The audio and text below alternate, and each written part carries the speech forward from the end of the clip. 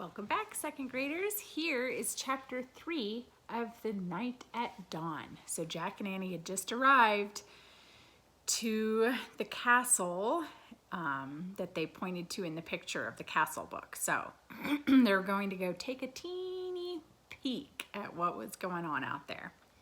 So chapter 3 is called Across the Bridge. Annie was under the tree, looking across the foggy ground. "The knight's riding toward that bridge, I think," said Annie. "The bridge goes to the castle." "Wait, I'll look it up," said Jack. "Give me the flashlight." He took the flashlight from her and pulled the castle book out of his pack. He opened it to the page with the leather bookmark. He read the words under the picture of the knight. "This is a knight arriving for a castle feast." Knights wore armor when they traveled long and dangerous distances. The armor was very heavy. A helmet alone could weigh up to 40 pounds. Wow! Jack had weighed 40 pounds when he was 5 years old. So it'd be like riding a horse with a 5-year-old on your head. Jack pulled out his notebook. He wanted to take notes, as he'd done on the dinosaur trip. He wrote, "Heavy head." What else? He turned the pages of the castle book. He found a picture that showed the whole castle and the buildings around it.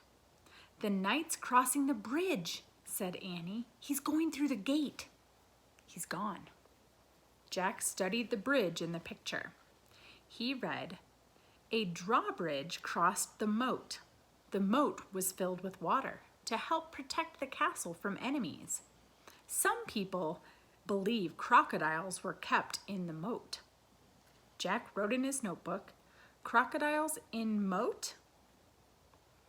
"Look," said Annie, peering through the mist, "a windmill right over there." So there's Annie watching as the knight entered the castle over the drawbridge, over the moat, and Jack is intently studying the castle book. "Yeah, there's a windmill in here too," said Jack, pointing at the picture. "Look at the real one, Jack," said Annie. "Not the one in the book." A piercing shriek split the air. "Yikes," said Annie. "It sounded like it came from that little house over there." She pointed through the fog. "There's a little house here," said Jack, studying the picture. He turned the page and read, "The hawk house was in the inner ward of the castle. Hawks were trained to hunt other birds and small animals." Jack wrote in his notebook, "Hawks in hawk house." "We must be in the inner ward," said Jack. "Listen," whispered Annie. "You hear that? Drums, horns. They're coming from the castle. Let's go see." "Wait," said Jack. He turned more pages of the book. "I want to see what's really going on, Jack, not what's in the book," said Annie. "But look at this," said Jack. He pointed to a picture of a big party. Men were standing by the door playing drums and horns.